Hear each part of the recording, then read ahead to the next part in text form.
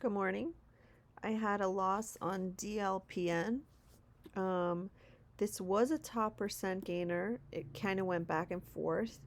Looking at the daily chart is the first thing I analyze. It's a low float, has some volume, and it seems to be going into resistance at about, hold on, 1040.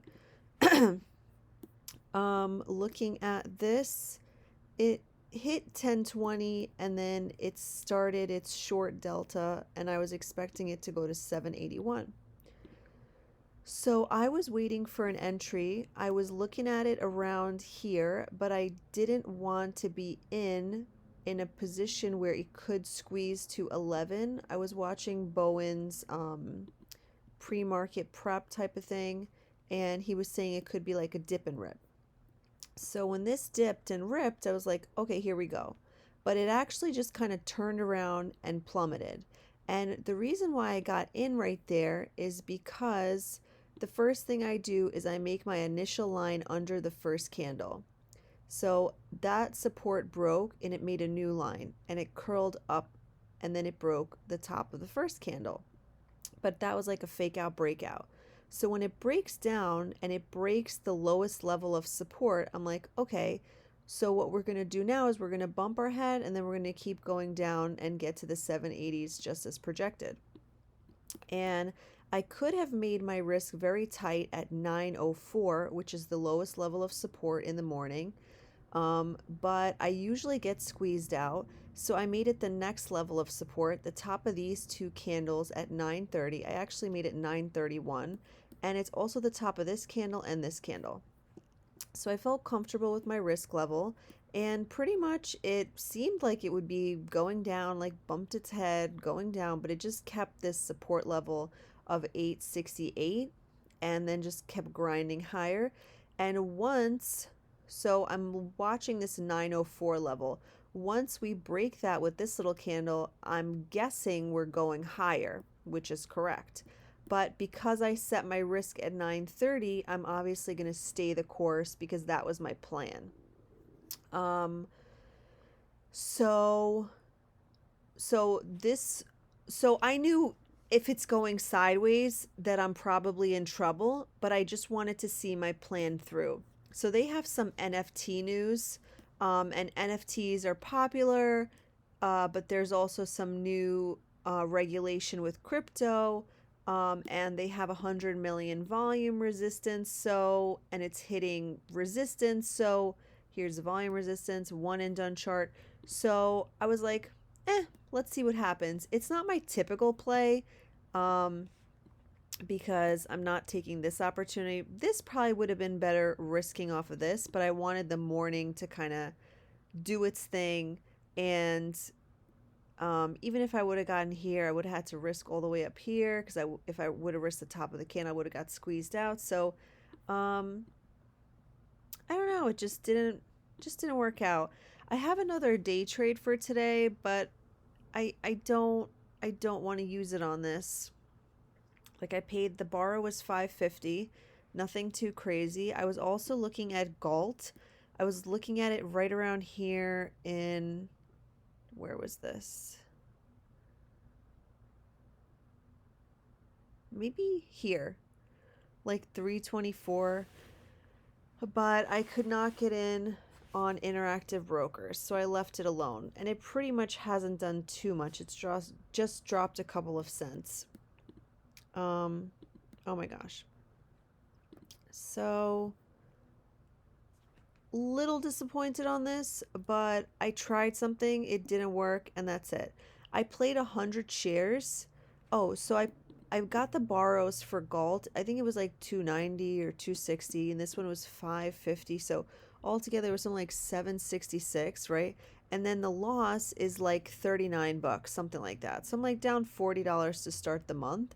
But this month will be 100 shares each play, and given that I'm getting in at 892, I'm risking 930. So I'm giving myself about $40 of risk. And right here, I put my risk at 931 because we actually did push up to 940. So as soon as I saw this, I got out and it executed me at 929. So I don't like sideways action on a short. As soon as it bumps its head, it should be going to the next lowest level of support. So this, um, people are viewing this in a bullish pattern. And on top of that, it's not exactly like how much room does it really have to fall from where it's currently at. So, trying to analyze it. This could have been a better entry. I was definitely at the market right here. Um, but I wanted to wait for some confirmation. I really like these big red candles. And I was really hoping for like a huge red candle to at least put us under like 865. But it didn't work out. So, and then I drew another support level of maybe it'll touch this bottom, maybe it'll touch this bottom. Um, so that was kind of what I was expecting. So if I wanted to re-enter, I could have entered 940, risking 963. But I don't want to. So I'm going to just close my laptop for the day. Um, I don't want to incur any more losses. So this is another like psychological thing. Like as soon as you'll get out of trade, you'll be like, oh, but look, it's doing exactly what I want. And then like you'll get in and it'll squeeze you again. So to prevent that type of psychological like, um, what's a better example? It's like fighting the wind or something like that. Like even if it like um I don't want to fight what it's showing me. What it's showing me is a bottom here. Yes, this is a lower high. It could be a descending triangle. It could fucking panic and whatever. But I just had a loss, so I'm now psychologically different. So I need to come back to neutrality. Um, and on top of that, it's my first trade of the month. So, you know, I obviously don't want to like spook myself and I'm sizing up. So I knew it wasn't ideal, but I gave it a shot and I had somewhat of a tight risk. So now it's the journey back to neutrality. Okay. I had another story too. So this story is about like try something but don't get too attached to the results. Like I was thinking like can I cut this trade without like feeling affected? Like how neutral can I be?